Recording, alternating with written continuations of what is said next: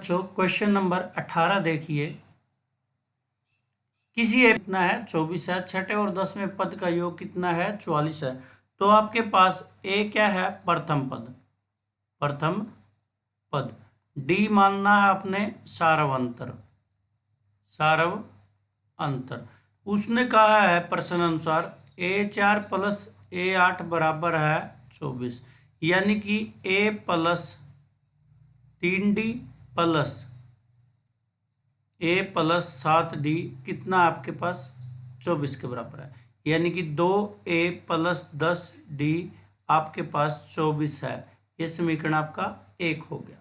जो दूसरा आगे समीकरण बनता है वो क्या है A6 और A10, वो किसके बराबर है 44 है, यानी कि ये क्या होगा A plus 5D plus A plus 9D बराबर हो जाएगा 44, यानी कि 2A प्लस 14D वो किसके बराबर होगा, वो हमारा 44 के बराबर होगा। ये दो है तो समीकरण एक इसके नीचे लिखेंगे जो कि 24 के बराबर है। अब क्या करेंगे, हमें सोल्व करना है, घटा देंगे, घटाने पर घटाएंगे तो क्या हो जाएगा ये माइनस ये माइनस ये माइनस, ये तो कैंसिल आउट। ये बचा 4D बराबर है 20 के। D की वैल्यू हमारे पास कितनी मिली 5। D बराबर 5 को समीकरण एक में रखने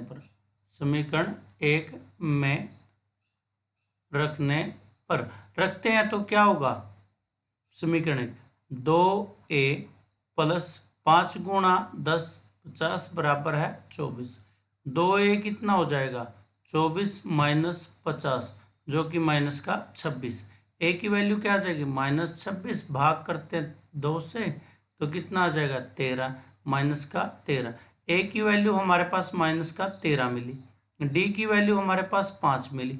तो AP क्या है, AP होती है A plus D A plus 2D, और इस प्रकार से आगे चलते रहेंगे क्योंकि इसने AP के 3 पद पूछ रखे हैं, -13 और -13 और प्लस 5 माइनस के 8 फिर माइनस के 3, इस तरह से आपका आंसर आएगा।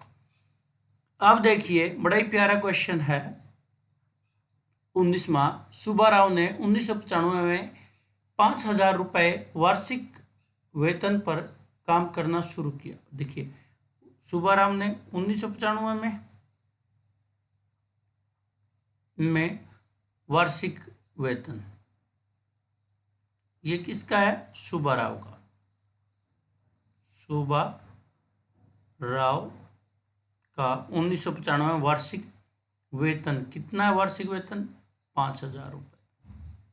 तो प्रति वर्ष वृद्धि कितनी होगी, प्रति वर्ष वृद्धि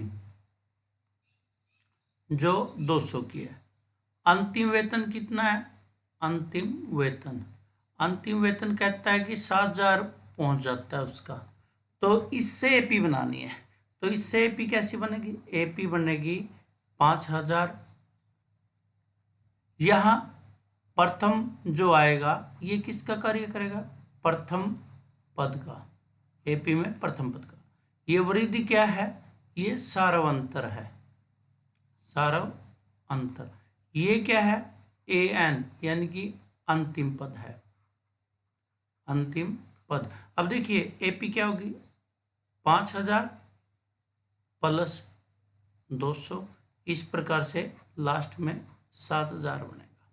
तो A आपके पास 5,000, D 200 और AN क्या है 7,000। अब AN क्या है हमारे पास A plus N minus 1D। इसने पूछ रखा किस वर्ष बताना हमें, तो ये क्या हो जाएगा AN की वैल्यू 7,000 और ये कितना आ जाएगा 5,000 प्लस N माइनस 1 और ये आ जाएगा 200। 7,000 में से 5,000 घटाते हैं तो कितना आंसर आएगा प्यारे बच्चों, हाँ जल्दी बताओ कितना आ जाएगा 2,000 और N माइनस 1 200 मल्टीप्लाई में है, तो ये 200 इसको भाग करेगा 2000 को, n-1 कितना आ जाएगा, वैल्यू आ जाएगी 10। तो n की वैल्यू कितनी आ जाएगी, 10 + 1 कितना आ जाएगा, 11। 11वें वर्ष, 11वें वर्ष कितना हो जाएगा, 7,000 रुपये उसका वेतन हो जाएगा। परंतु वर्ष पूछ रखे कि किस वर्ष में, किस वर्ष में, यानी कि जब हम 1995 से शुरू करते हैं लिखना, तो हम चलते हैं 96, 97, 98, 99, 2000, यहाँ तक 1 2 3 4 5 6, फिर 2001, 2002, 2003, 2004 और 2005। 2005 में यानी कि 1 2 3 4 5 6 7 8 9 10 और 11, 2005 में वो 7,000 पर पहुंच जाएगा। ये था हमारा क्वेश्चन। अब नेक्स्ट क्वेश्चन देखिए। रामकली ने एक वर्ष के पहले सप्ताह में 5 रुपए की बचत की, फिर अपनी साप्ताहिक बचत में 1.75 की वृद्धि की। यदि n सप्ताह में उसकी साप्ताहिक जो बचत है 20 रुपये 75 पैसे हो जाती है, तो n की वैल्यू निकालनी। वही कार्य है जो अभी सुब्बाराव का था, वही अब रामकली का। पहले सप्ताह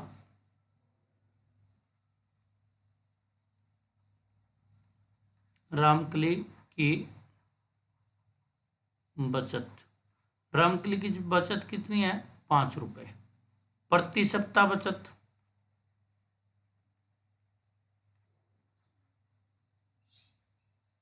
वो है 1.75।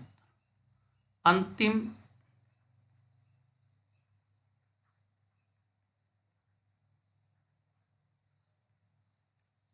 सप्ताह में कुल बचत वो है 20 रुपये 75 पैसे। अब इसको एपी में बदलते हैं। तो एपी में माना जो A1 A2 और A3 इस तरह से AN तक जाते हैं, तो A कितना है, 5 है। तो A2 क्या होगा, 5 + 1.75। इसी प्रकार से आप चलते चलते कहाँ चले जाओगे, 20.75। तो A का मान क्या होगा, 5 होगा। D मान कितना होगा, 1.75 होगा। AN क्या है, 20.75। तो प्यारे बच्चों, AN का फॉर्मूला क्या होता है, A + n-1 D होता है। तो AN की वैल्यू क्या दे रखी है, 20.75।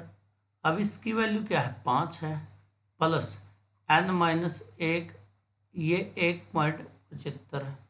तो 5 को दूसरी साइड लेके चलते हैं, 20 - 75 - 5 बराबर है n-1 1.75। ये 1.75 है। तो ये हो गया 15.75 बराबर है n-1 और 1.75। अब 15.75 भाग 1.75 बराबर है n-1। अब देखो, मैं यहाँ से क्या करता हूँ, 100 लगा देता हूँ इस पॉइंट को हटाकर, और यहाँ से हटाकर क्या लगा देता हूँ, 100 लगा देता हूँ। 100 से 100 कैंसिल आउट हो जाएगा। अब 15, अब हमारे पास n-1 क्या बचा, 1575। उसको भाग करना है 175 से। अब प्यारे बच्चों, 1575 को अगर भाग देता हूँ 175 से, तो हमारे पास कितना आंसर आना चाहिए, हमारे पास आंसर आना चाहिए 9। अगर हम काटते हैं तो इस पे 9 पे कट जाता है, ये मुझे तो याद है। आप इसको काटोगे, पहले 5 पे काटोगे, फिर 10 पे काटोगे, इस तरह 5 पे ऐसे काटते काटते आपके पास 9 चला जाएगा। n बराबर हो जाएगा 9, माइनस का था तो 1, प्लस का हो जाएगा 9 और 1 10। n का मान कितना हो जाएगा, 10 हो जाएगा।